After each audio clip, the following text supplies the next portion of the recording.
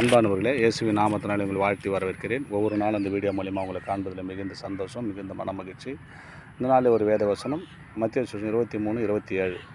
மாயக்காரரே, வேதப்பாரகரே, பரிசேயரே, உங்களுக்கு ஐயோ! வெள்ளை அடிக்கப்பட்ட கல்லறைக்கு ஒப்பாய் இருக்கிறீர்கள். அவைகள் புறம்பே அலங்காரமாய் காணப்படும், உள்ளேவே மரித்தவரின் எலும்புகளும் சகல அசுத்தங்களும் நிறைந்திருக்கும்.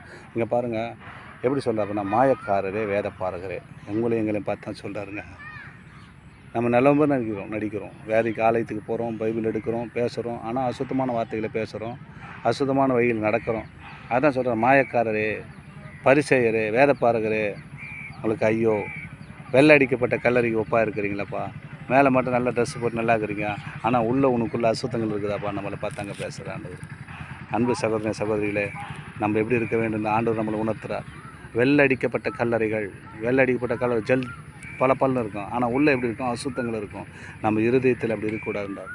நீ தேவனுடைய பிள்ளை, தேவனுடைய வார்த்தையை கேட்குற பிள்ளை, தேவனுடைய வழியில் நடக்கிற பிள்ளைகள். நீ எப்படி இருக்க வேண்டுமா? நல்லா இருக்கணுன்றார், பரிசுத்தமாக இருக்கணுன்றார். வெள்ளை அடிக்கப்பட்ட கல்லறைக்கு ஒப்பாக இருக்காதீங்கன்றார். இப்போ பாரு, மாயக்காரரே, வேதப்பாரகரே, பரிசேயரே, உமக்கு ஐயோ! வெள்ளடிக்கப்பட்ட கல்லறைக்கு ஒப்பாய் இருக்கிறீர்கள். அவைகள் புறம்பே அலங்காரமாய் காணப்படும், உள்ளவே மரித்தவரின் எலும்புகளும் சகலவித அசுத்தங்களும் காணப்படும்ன்றார். நம்ம அசுத்தம் இல்லாதபடி பரிசுத்தமான வாழ்க்கை வாழணும்னு சொன்னால் நம்ம எல்லாத்தையும் தகுத்துருவோம். ஆசீர்வாதத்தோடு அன்போடு வாழணும்னு சொன்னால் தேவனுடைய வார்த்தை கேட்டு கீழ்ப்படி நடப்போம்.